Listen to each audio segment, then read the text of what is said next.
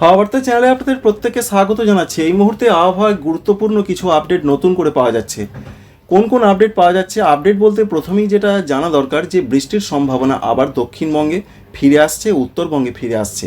তার মধ্যে কোন কোন জেলাগুলোতে প্রচণ্ড ঝড় বৃষ্টির দুর্যোগ হতে পারে সেটা আমরা জানাবো আপনাদের এই ভিডিও থেকে। আজকে রয়েছে মার্চ মাসের 2 তারিখ 2026 সাল এবং সোমবার। আগামী কয়েকদিন কেমন আবহাওয়া থাকতে পারে এবং কোন কোন সিস্টেম রয়েছে চলুন সমস্ত কিছু আমরা এক নজরে দেখে নেওয়ার চেষ্টা করি।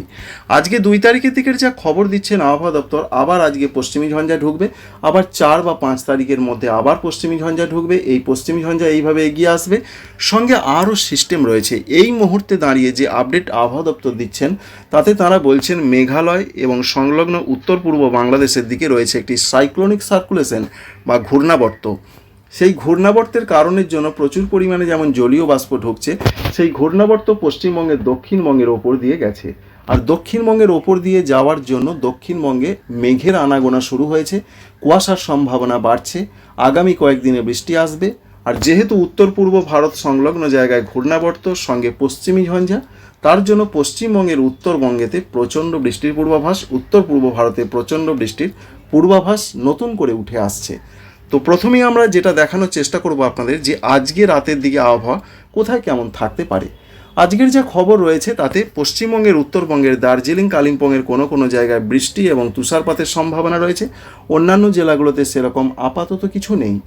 আর অন্যদিকে রয়েছে দক্ষিণবঙ্গ। পশ্চিমবঙ্গের দক্ষিণবঙ্গের দিকে বৃষ্টির সম্ভাবনা যে প্রচণ্ড তা নয়, দু এক জায়গায় যেমন নামখানা, কাকদ্বীপ এদিকে কোনো কোনো জায়গায় খুবই হালকা বৃষ্টি দেখতে পাওয়া যাচ্ছে।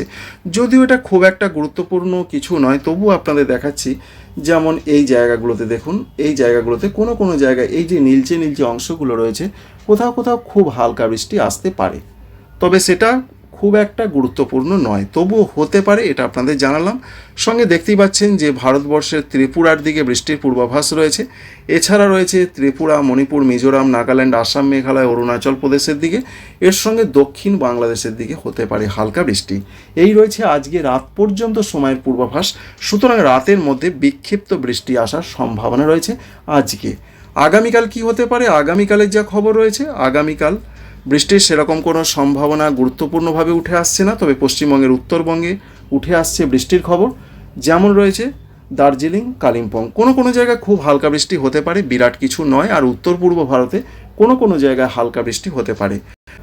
পশ্চিমবঙ্গে দক্ষিণবঙ্গের জেলাগুলো যেমন কলকাতা, হাওড়া, হুগলি, 24 পরগনা, মেদিনীপুর, ঝাড়গ্রাম, বাঁকুড়া, পুরুলিয়া, পূর্ব বর্ধমান, পশ্চিম বর্ধমান, নদিয়া, বীরভূম, মুর্শিদাবাদ, এই জেলাগুলোর দিকে সেরকম আপাতত কিছু নেই।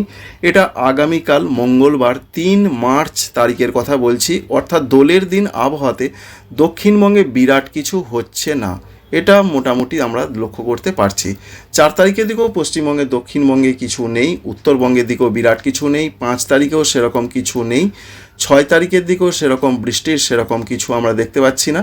তবে 7 তারিখ থেকে আবার একটা পরিবর্তন হালকাভাবে শুরু হবে।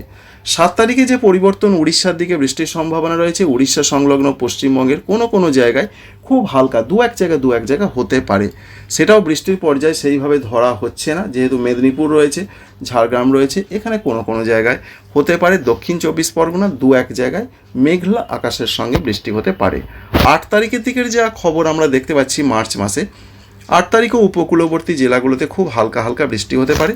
যেমন হলদিয়া রয়েছে, কন্টাই রয়েছে, সঙ্গে রয়েছে গোসাবা, কুমিরমারি, ঝাড়খালি, এছাড়া দীঘা, মন্দারমণি, সুন্দরবন, এই সমস্ত জায়গার দিকে আমরা দেখতে পাচ্ছি। সেটাও খুব একটা গুরুত্বপূর্ণ নয়, কিন্তু অন্যান্য জেলাগুলোর দক্ষিণবঙ্গের খবর আপনাদের দেব। যেমন রয়েছে কলকাতা, তো আপনাদের বললাম খুব হালকা বৃষ্টি হতে পারে, কিন্তু ওপরের দিকের জেলা বীরভূম রয়েছে, মুর্শিদাবাদ রয়েছে, সঙ্গে রয়েছে বর্ধমান রয়েছে, এছাড়া বাঁকুড়া, পুরুলিয়া, এদিকে কোথাও কোনো বৃষ্টি দক্ষিণবঙ্গে নেই। ঝাড়খণ্ডেও কোনো বৃষ্টি আমরা দেখতে পাচ্ছি না। 8 তারিখের খবর। 9 তারিখে আমরা ফিরে আসছি। 9 তারিখের দিকের যা খবর পাচ্ছি, 9 তারিখে উত্তরবঙ্গের জেলাগুলোতে হালকা হালকা বৃষ্টি আবার শুরু হতে চলেছে, তবে সেটা যে বিরাট গুরুত্বপূর্ণ 9 তারিখে সেরকম কিছু নেই। তবে 9 তারিখ রাত থেকে পরিবর্তন আরও বাড়বে। 9 তারিখ রাত থেকে দার্জিলিং, কালিম্পং, জলপাইগুড়ি, শিলিগুড়ি এই সমস্ত জায়গায় হালকা থেকে মাঝারি বৃষ্টির সঙ্গে বজ্রবিদ্যুৎ সহযোগে বৃষ্টি আবার নতুন করে ফিরে আসছে এবং এই বৃষ্টিটা আস্তে আস্তে 10 তারিখ থেকে আরও বাড়বে। আর দক্ষিণবঙ্গে 9 তারিখে সেরকম গুরুত্বপূর্ণ কিছু নেই। 10 তারিখে দেখুন বৃষ্টির সম্ভাবনা রয়েছে উত্তরবঙ্গের জেলাগুলোতে। বৃষ্টি আস্তে আস্তে বাড়তে পারে, কারণ আপনাদের জানিয়েছি নতুন করে দেখতে পাচ্ছেন একেবারে উত্তর থেকে পূর্ব পর্যন্ত পশ্চিমী ঝঞ্ঝা একেবারে বিস্তৃত রয়েছে। এই ঝঞ্ঝার জন্য সঙ্গে ঘূর্ণাবর্ত, তার জন্য উত্তরবঙ্গের জেলাগুলো, এছাড়া উত্তর পূর্ব ভারতে বৃষ্টি হবে, উত্তর বাংলাদেশে রয়েছে বৃষ্টির পূর্বাভাস, সেটা হালকাভাবে হতে পারে। আর দক্ষিণবঙ্গের মধ্যে যেটা আমরা দেখতে পাচ্ছি, দক্ষিণবঙ্গের কোনো কোনো জায়গায় বৃষ্টি হতে পারে, সেটা খুবই হালকা, সেটা যে বিরাট কিছু গুরুত্বপূর্ণ তা নয়। বিশেষ করে রয়েছে মুর্শিদাবাদ জেলা, বীরভূম জেলার কোনো কোনো অংশে হতে পারে। 9 তারিখ থেকে বৃষ্টি প্রচণ্ডভাবে বাড়বে উত্তর পূর্ব ভারতে, যেটা আমাদের থেকে একটু দূরে রয়েছে দক্ষিণবঙ্গ থেকে। কোন কোন জায়গায় গোয়ালপাড়া রয়েছে, গুয়াহাটি রয়েছে, এছাড়া রয়েছে অরুণাচল প্রদেশ, এই সমস্ত জায়গাতে বৃষ্টিটা কিন্তু বাড়বে এবং ভালো রকমই বৃষ্টি হবে। সঙ্গে উত্তর বাংলাদেশের দিকে বৃষ্টি হবে, সঙ্গে পশ্চিমবঙ্গের উত্তরবঙ্গে কোথাও কোথাও হালকা হালকা বৃষ্টির সম্ভাবনা রয়েছে, দু এক জায়গায় হালকা মাঝারি। তবে পশ্চিমবঙ্গের উত্তরবঙ্গের মধ্যে আমরা যেটা দেখতে পাচ্ছি যে দার্জিলিং, কালিম্পং, জলপাইগুড়ি, কুচবিহার, আলিপুরদুয়ার, উত্তর দিনাজপুর এই জায়গাগুলোতে বৃষ্টি হবে। মালদহ জেলার দিকে সেরকম ততটা বৃষ্টি দেখা যাচ্ছে না। 11 তারিখ পর্যন্ত আপনাদের অনেক দিন ধরে দেখাচ্ছি, যে অনেক দিন বলতে যে আপডেটগুলো আমরা অনেক দিনের পেয়েছি সেটা দেখাচ্ছি। সঙ্গে দেখতে পাচ্ছি আমরা 11 তারিখের দিকে তুমুল বৃষ্টি হবে, অর্থাৎ ঝড় বৃষ্টির দুর্যোগ যেটা বলা যায় সেটা হতে পারে। পশ্চিমবঙ্গের ক্ষেত্রে আলিপুরদুয়ার, কুচবিহার, উত্তর পূর্ব ভারতে রয়েছে আসাম, মেঘালয়, অরুণাচল প্রদেশ, সঙ্গে বাংলাদেশের সিলেট রয়েছে, ভারতবর্ষের ত্রিপুরা, মণিপুর, মিজোরাম, নাগাল্যান্ড এই জায়গাগুলোতে বৃষ্টিটা বাড়বে। ঝড় বৃষ্টি, বজ্রবিদ্যুৎ সহ বৃষ্টি, কোথাও কোথাও শিলাবৃষ্টি হতে পারে। 12 তারিখের দিকে বৃষ্টির সম্ভাবনা যথেষ্টভাবে বৃদ্ধি পেতে পারে। সেই বৃদ্ধির সম্ভাবনা রয়েছে পশ্চিমবঙ্গের উত্তরবঙ্গ রয়েছে, এছাড়া রয়েছে আসাম, মেঘালয় এই জায়গাগুলোতে প্রচণ্ড বৃষ্টি হবে, সঙ্গে বজ্রবিদ্যুৎ সহ বৃষ্টি দু এক জায়গায় জেনারেলি হালকা মাঝারি। পশ্চিমবঙ্গে, দক্ষিণবঙ্গে সেরকম কিছু আপাতত দেখা যাচ্ছে না, ঝাড়খণ্ডের দিকেও সেরকম কিছু নেই।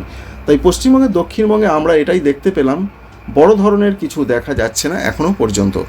13 তারিখের দিকের যা খবর আমরা দেখতে পাচ্ছি, 13 তারিখের দিকে বৃষ্টি আরও বাড়ছে, বিশেষ করে আসামের দিকে বৃষ্টির সম্ভাবনাটা বেশি করেই আমরা দেখতে পাচ্ছি।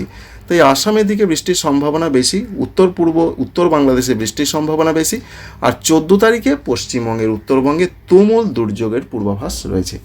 একেবারে দার্জিলিং থেকে আলিপুরদুয়ার পর্যন্ত ওপরের 5টি জেলাতে সব থেকে বেশি দুর্যোগ, সঙ্গে আসামের ক্ষেত্রে গোয়ালপাড়া, গুয়াহাটি, এছাড়া বরপেটা এই জায়গাগুলোতে প্রচণ্ড বৃষ্টির সম্ভাবনা রয়েছে।